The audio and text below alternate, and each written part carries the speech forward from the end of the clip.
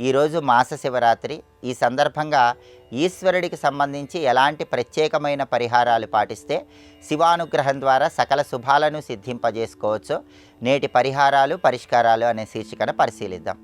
మాస శివరాత్రి సందర్భంగా ప్రదోష కాలంలో చేసే శివపూజ, ప్రదోషకాలంలో పాటించే ఈశ్వర సంబంధమైన పరిహారాలు విశేషమైన శుభ ఫలితాలను కలిగింపజేస్తాయి.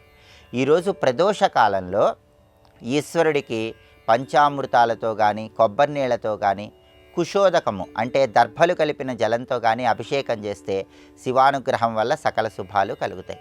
అలాగే ఈశ్వరుడికి ప్రదోషకాలంలో అభిషేకం చేసిన తర్వాత ఈశ్వరుణ్ణి తొడిమలేని తుమ్మి పూలతో కానీ, ఎర్రటి మందార పూలతో కానీ పూజించటం, చిమ్మిలి దద్యోజనం నైవేద్యంగా సమర్పించడం ద్వారా శివానుగ్రహానికి పాత్రులై ధనపరంగా మంచి ప్రయోజనాలు సిద్ధింపజేసుకోవచ్చు.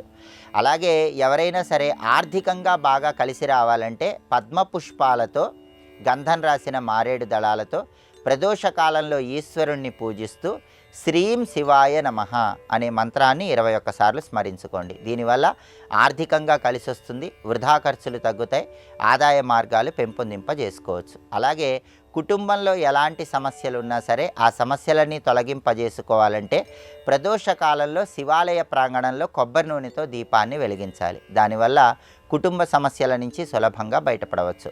అలాగే ఈశ్వరుడికి ప్రదోష కాలంలో పూజ చేసిన తర్వాత జాజి పూలతో పూజ చేయటం ద్వారా వాహన ప్రాప్తి యోగం త్వరగా కలుగుతుంది. సన్నజాజి పూలతో ఈశ్వరుణ్ణి పూజిస్తే వివాహపరమైన సమస్యలన్నీ అధిగమించవచ్చు. పచ్చగోరింట పూలతో ఈశ్వరుణ్ణి పూజిస్తే జనాకర్షణ, ప్రజాకర్షణ పెంపొందింపజేసుకోవచ్చు.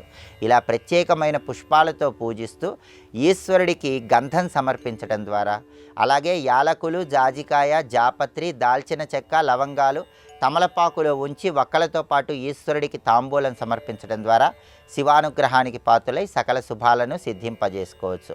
ప్రధానంగా ఈరోజు ఉపవాసం ఉంటే చాలా మంచిది. అంటే పగలు ఉపవాసం ఉండి సాయంకాలం శివపూజ చేసి ఆ తర్వాత ఆహారాన్ని స్వీకరించాలి.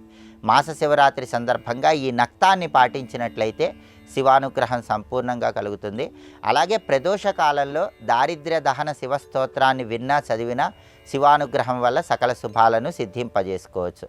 అలాగే గృహంలో సాయంకాలం పూట ఈశాన్య దీపం వెలిగిస్తే కూడా ఉత్తమ ఫలితాలు కలుగుతాయి. ఈశాన్యానికి ఈశానుడు అనే పేరు కలిగిన పరమేశ్వరుడు అధిపతి కాబట్టి ప్రదోషకాలంలో శివపూజ చేసే సమయంలో ఈశాన్యంలో దీపం వెలుగుతూ ఉండేలాగా చూసుకోండి. దానివల్ల కూడా శివానుగ్రహానికి సంపూర్ణంగా పాత్రులై సకల శుభాలను సిద్ధింపజేసుకోవచ్చు.